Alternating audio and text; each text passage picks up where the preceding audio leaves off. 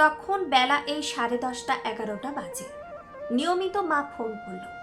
কি রে মানি, কি করছিস? আমি খুব খুশি হয়ে বললাম, এই তো মা, ময়দা মাখছি। জানো, আজ তুলতুলির 5 বছরের জন্মদিন এই বাড়িতে সেলিব্রেট হবে। ওই ছোট করে হবে আর কি। তুলতুলির কাকু কাকিমা ঠাম্মা দাদু আসবে, আর বড় আর ছোট ননদরা আসবে। জানো মা, আজ আমি প্রথম সবাইকে চা বানিয়ে খাইয়েছি। সবাই খুব প্রশংসা করেছে। ঘুগনিটাও আমি আজ করব। শুনে মা হঠাৎ খুব গম্ভীর হয়ে গেল। বলল, এই জন্য জয়েন্ট ফ্যামিলিতে বিয়ে করতে তোকে বারণ করেছিলাম। ননদের মেয়ের জন্মদিন বাপের বাড়িতে হবে কেন?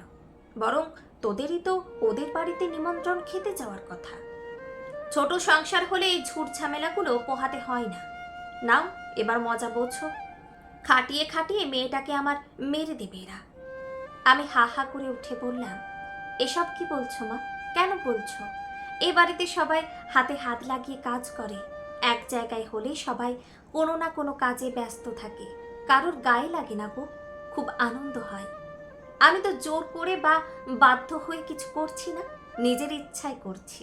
মা ঝেঁঝে উঠে বলল, এখন বাধ্য হয়ে করতে হলেও কি স্বীকার করবে তুমি? বাপি মার কথা না শুনে নিজের ইচ্ছায় জেদ করে এই ছেলেকে বিয়ে করলে। বিয়ে হয়েছে 2 মাসও পেরোয়নি, এখনই 20 জনের রান্নার দায়িত্ব তোমার ঘাড়ে ফেলে দিল কেন? নতুন অবস্থায় যদি এই হয়, তাহলে পরে কি হবে ভেবেই আমি কুল পাচ্ছি না। যে মেয়েকে আমি বিয়ের আগের দিন পর্যন্ত জল গড়িয়ে খাইয়েছি, সে নাকি কোমর বেঁধে রান্না করছে 10 জনে। যাই হোক, 2 দিন করে দেখো, তারপর শখ মিটে যাবে। আমি রাখছি এখন। সাবধানে আগুনের কাছে কাজ করো, চোখে মুখে যেন তেল ছিটকে না লাগে। আমি হেসে ফোনটা রেখে দিলাম। মা এত চিন্তা করে। মেজ ননদের মেয়ে তুলতুলি গরমে ছুটি পড়েছে বলে মামা বাড়িতে আসার কথা।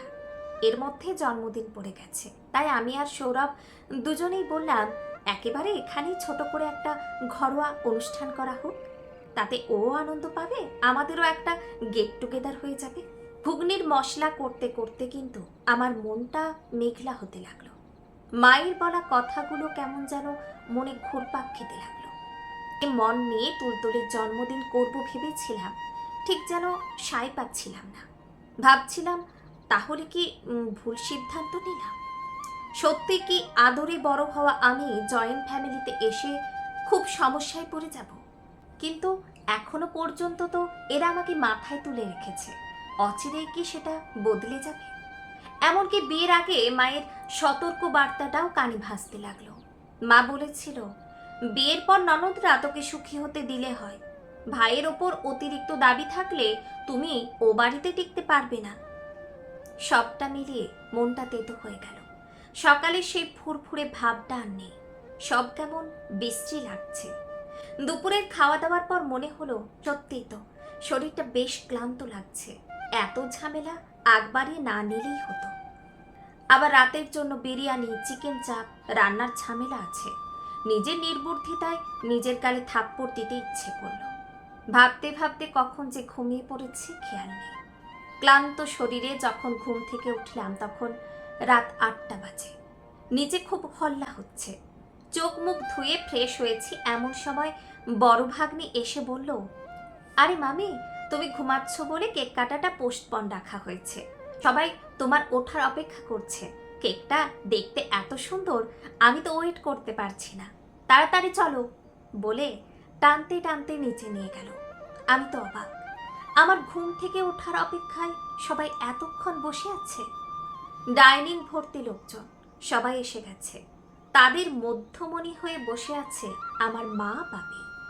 মায়ের চোখ মুখ দেখে বোঝার উপায় নেই সকালে মাই ওই কথাগুলো বলেছে।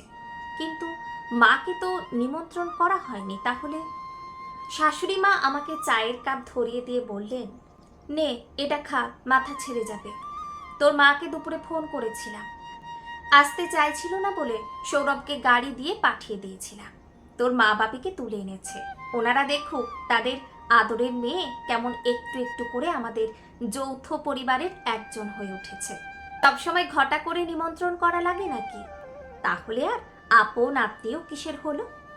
আমি অপ্রস্তুত হয়ে বললাম, কিন্তু মা, আমার যে বিরিয়ানি রান্না করার কথা ছিল, এখন তো 8টা বেজে গেছে। আমাকে কেউ ডাকলে না কেন? কি হবে এখন? ছোট ননদ হেসে বলল, তুই ভাবলি কি করে সারাদিনের পর তোকে আবার রান্না করতে দেব? আমি মেজদি আর তোর বর মিলে করে ফেলেছি, খেয়ে দেখ তো কেমন হলো। বলে আমার খাওয়ার অপেক্ষা না করে প্লেটে একটু বিরিয়ানি এনে আমাকে 1 চামচ খাইয়ে দিতে গেল। শাশুড়িমা বাধা দিয়ে বললেন, আরে কি করছিস ছুটকি? এইমাত্র ও চা খেয়েছে, মেয়েটাকে মারবি নাকি? ঢাকা দিয়ে রাখ, একটু পরে দিবি। সবসময় ওরা এটা করে, ভালো মন্দ যা কিছু থাকে নিজের হাতে খাইয়ে দেয়। আমার মা অবাক হয়ে ঘটনা দেখছে। আমাদের 3 জনের 1 ফোঁটা পরিবারে এ দৃশ্য বিরল। আমার শাশুড়িমা হেসে বললেন, কি দেখছেন বেয়ান? আমরা এমনই। মা হিসাবে আপনার চিন্তা হওয়াটা স্বাভাবিক।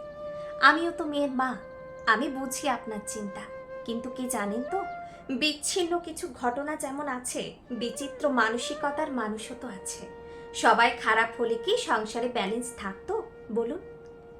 বড় ননদ মায়ের হাত ধরে বললেন, মাসিমা, আপনি মা, আমাদের সবার আদর এক জায়গায় করলেও আপনার একার আদরের পাল্লাটায় সবসময় ভারী থাকবে।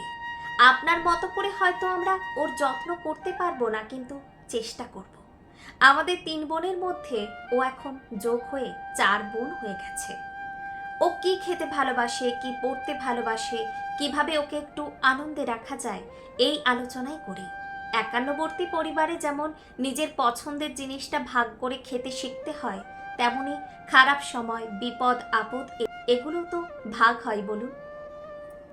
শ্বশুরমশাই বললেন, একান্নবর্তী পরিবার মানে সবসময় প্রাইভেসি নষ্ট, অতিরিক্ত খাটুনি, শেয়ার করার বিরক্তি, এগুলো নয় বেয়ান। সুখ দুঃখ সঙ্গে নিয়ে একযোগে বাঁচার একটা আনন্দ আছে। অন্যের ভালো মন্দ খেয়াল রাখার একটা দায়িত্বশীল মানসিকতা আছে, যেটা জীবনকে চিনতে শেখায়। কথায় আছে না, যদি হয় সুজন, তেঁতুল পাতায় নজর। একান্নবর্তী হয়েও ভালো থাকা যায়। মা বাবের হাসিটা দেখে বুঝলাম এতদিনে পরিবারটাকে তারা মন থেকে মেনে নিতে পেরেছে। আমারও অহেতুক চিন্তার ভারটা নেমে গেল। সেজন্যই নাকি মায়ের হাতের আদা চায়ের গুণে মাথাটা ছেড়ে গেল, কি জানি। মনে মনে প্রতিজ্ঞা করলাম, সর্বত্র এই ভাঙনের যুগে আমি পরিবারটাকে বেঁধে বেঁধে রাখবো। কেয়ারিং সবাই পায় না, ভালোবাসা অনেক কষ্টে মেলে, তাকে সামান্য কারণে হেলাফেলা করতে নেই।